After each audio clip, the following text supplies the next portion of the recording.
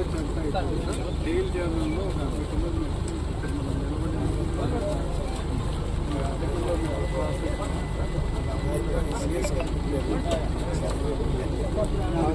Forest land ఉందా sir? ఇప్పుడు మనకి ఇక్కడ ప్రాబ్లం ఉందంటారు ఫారెస్ట్ ప్రాసెస్ అవుతున్నా సార్. మీరు మళ్ళీ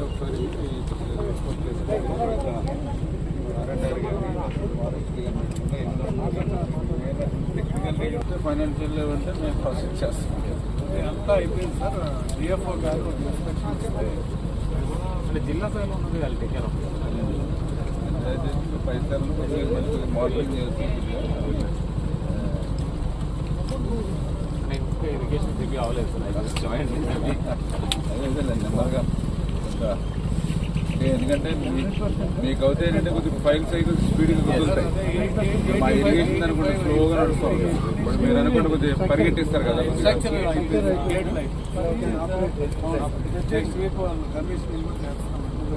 చెక్ చేస్తాం.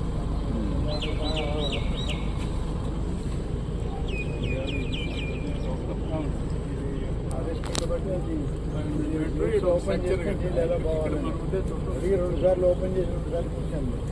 కట్ చేసి మనం కట్ చేస్తాము. సీజన్ అయిపోయిన వాళ్ళు కూర్చారు. మనకి డ్యామ్ సేఫ్టీ కోసం రిజర్వాయర్ సేఫ్టీ ఉండాలి కదా అని మనం ఈ 500 మీటర్స్ మనం కట్ చేసాం. చేసి లాస్ట్ 2 times వాటర్ రిలీజ్ చేసాం. కానీ మళ్ళీ వాళ్ళు క్లోజ్ చేస్తాం. మన ఎమర్జెన్సీ అని ఓపెన్ చేశాం. లేకపోతే మరి ఎంత ఎఫెక్ట్ అవుతుంది. ఇదే డిలేడ్ కట్ చేస్తారు.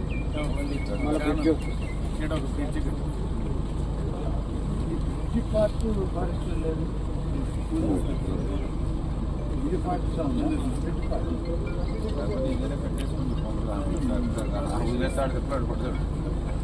సార్ ఇది లేట్గా ఉంది.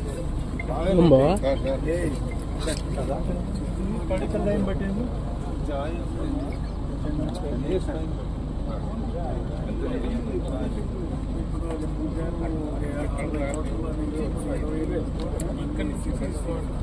వేరే వాళ్ళు ఇచ్చి అది కూడా దగ్గర నుంచి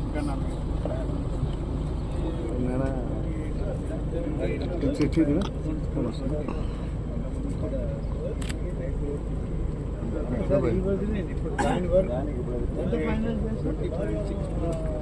టోటల్ 80 crores టోటల్.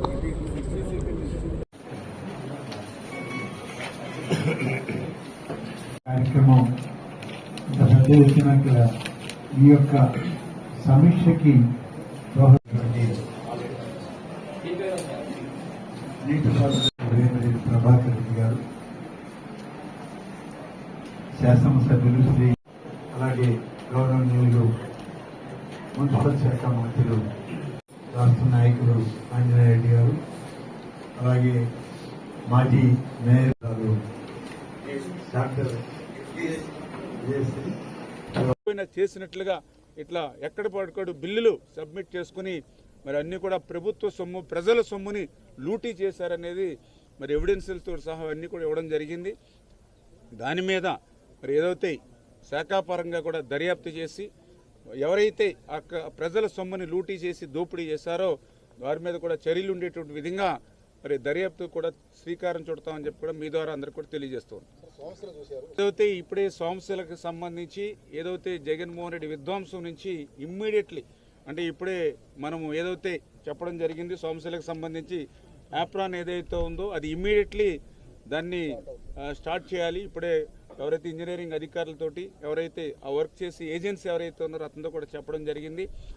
ఖచ్చితంగా ఇమ్మీడియట్లీ వర్క్ స్టార్ట్ చేసుకుని ఒక 60 రోజుల్లో, ఎందుకంటే మనకి మళ్ళీ వాటరు రేపు అక్టోబర్ నవంబర్కి మనకి వాటర్ వస్తుంది కాబట్టి ఈ లోపుగానే చేసుకోవడానికి అవకాశం ఉంటుంది కాబట్టి 60 రోజుల్లోనే ఒక యాక్షన్ ప్లాన్ తయారు చేసుకుని గత ప్రభుత్వం మాదిరిగా కాదు. గత ప్రభుత్వానికి ప్రయారిటీ లేదు ఇరిగేషన్, మా ప్రభుత్వానికి ఇరిగేషన్ ప్రయారిటీ అని చెప్పి ఇమ్మీడియట్లీ 60 రోజులకే మీరు ప్రణాళిక చేసుకుని 60 రోజుల్లోనే ఏ రోజుకో రోజు ఎంత వర్క్ అవుతుందో మీరు ప్లాన్ చేసి ఇమ్మని చెప్పాం. అది గౌరవ ముఖ్యమంత్రి గారి దృష్టిలో పెట్టి ఇమ్మీడియట్లీ ఆ వర్క్ని స్టార్ట్ చేసి ఈ ప్రాజెక్ట్ను ముందు కాపాడుకోవాలి. ఎందుకంటే కొత్త ప్రాజెక్టులు కట్టడం మాట నుంచి ఉన్న ప్రాజెక్టులను కాపాడుకోవాలంటే ఆ ఏదైతే యాప్రాన్ చేయాలి కాబట్టి ఇమీడియట్లో 60 డేస్లో అది నిర్మాణం చేసేటువంటి విధంగా గౌరవ మంత్రివర్యుల సహకారంతో అది ఒకటి చేయాలనేటువంటి సంకల్పంతో ఉన్నాం.